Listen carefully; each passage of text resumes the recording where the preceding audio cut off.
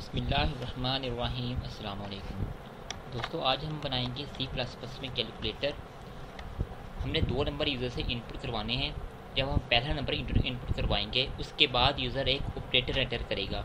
वो operator plus भी हो सकता है, माइनस भी, डिवाइड भी और मल्टीप्लाई का भी। उसके बाद यूज़र दूसरा नंबर एंटर करेगा। फिर जो उसने ऑपरेटर एंटर किया होगा ना, अगर उसने प्लस किया होगा तो हम दो नंबरों को प्लस करेंगे। अगर उसने माइनस का किया हुआ तो हम दो नंबरों को माइनस करेंगे। इसी तरह डिवाइड और मल्टीप्लाई का भी यही होगा। तो हमने आज बनाना है कैलकुलेटर C++ में। आइए इसकी कोडिंग स्टार्ट करते हैं। स्टार्ट हम हेडर फाइल से करेंगे। Hash include iostream using name space std int में। यहाँ हम दो वेरिएबल ले लेते हैं जिसे हम इनपुट करवाएंगे अपने नंबर n1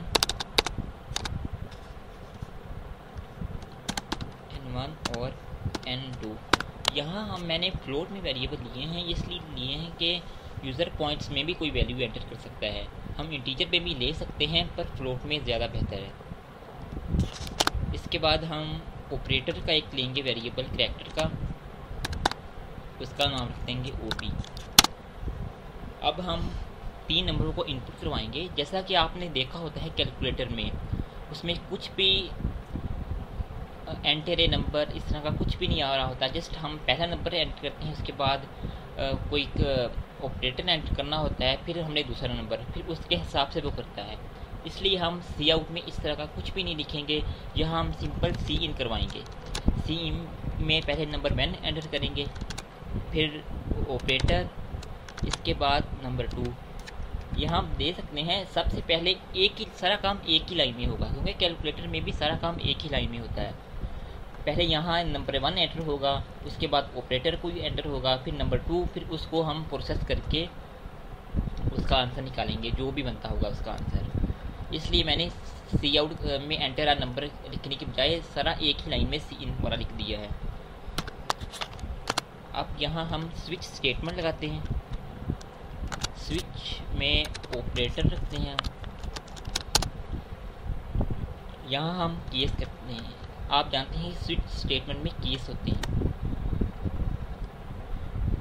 अब पहला हम चेक करते हैं प्लस का। अगर यूज़र प्लस एंटर करेगा तो हमने क्या करना है,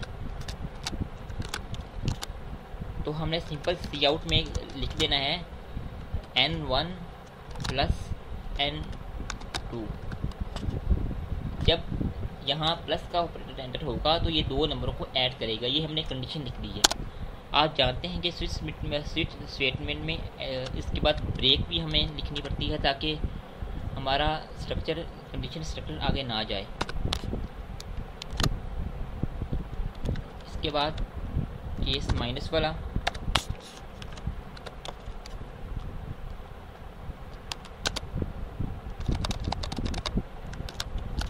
फिर हम सी आउट करवाएंगे।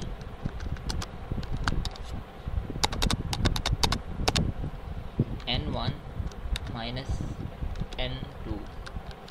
यहाँ फिर ब्रेक, इसके बाद हम मल्टीप्लाई वाला करते हैं।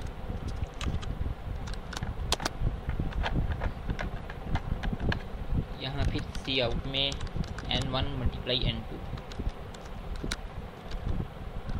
इसके बाद ब्रेक की स्टेटमेंट,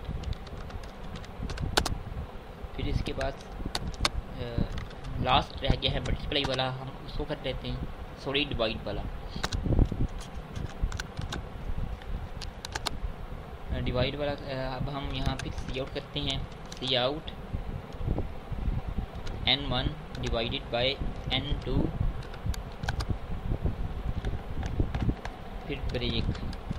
अब आप जानते हैं ये चारों ऑपरेटर हमने केस में लिख लिए हैं।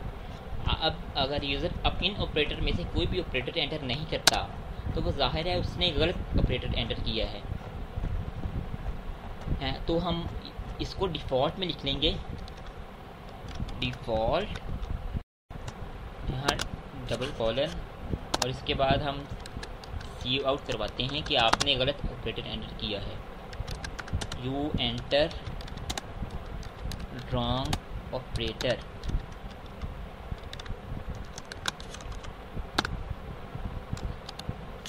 अब यहाँ जो स्विच की स्टेटमेंट ख़त्म हो गई है, स्विच आगे हम सिंपल रिटर्न 0 करते हैं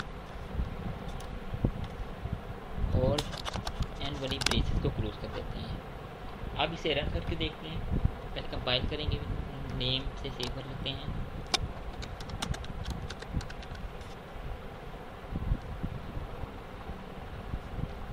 एग्जीक्यूट हो गया हमारा प्रोग्राम। अब रन करते हैं इसे। सबसे पहले हम प्लस वाला चेक करते हैं, 20 + 10। आप जानते हैं कि कैलकुलेटर में भी इसी तरह होता है, वहाँ कोई भी इनपुट एंटर इनपुट या इस तरह का कुछ भी नहीं आ रहा होता। इसलिए हमने ये सिंपल कैलकुलेटर बनाने के लिए हमने सी आउट में कुछ भी नहीं लिखा। अभी ये ऐड होकर 30 आंसर आना चाहिए। इसका आंसर 30 बिल्कुल सही है हमारा। अब हम चेक करते हैं माइनस में, 100 - 50 कर लेते हैं। 50 आंसर बिल्कुल ठीक है हमारा। अब हम करते हैं मल्टीप्लाई, 100 × 50 कर लेते हैं। चलो 5000 बिल्कुल ठीक है हमारा। अब हम लास्ट में चेक करते हैं डिवाइड वाला, कि डिवाइड वाला भी हमारा काम कर रहा है कि नहीं। डिवाइडेड बाय 5, 20 बिल्कुल ठीक है हमारा। अब हमने चारों ऑपरेटर तो चेक कर लिए हैं। अगर हम इसमें रॉन्ग ऑपरेटर एंटर करते हैं तो फिर क्या कहता है वो। फॉर एग्जांपल 100, ये मैंने ऑपरेटर एंटर कर दिया ग्रेटर देन वाला, वो अब क्या आंसर देता है। देखिए इसमें आंसर दे रहा है you enter a wrong operator, क्योंकि हमने बनाया है कैलकुलेटर। कैलकुलेटर में ग्रेटर देन और लेस देन वाला ऑपरेटर नहीं होता। तो होपफुली आपको ये कैलकुलेटर बनाना आ गया होगा C++ में। अगर आपको ये वीडियो अच्छी लगी है तो मेरे चैनल को सब्सक्राइब करें और बेल आइकन पर ज़रूर क्लिक करें। वीडियो देखने का शुक्रिया।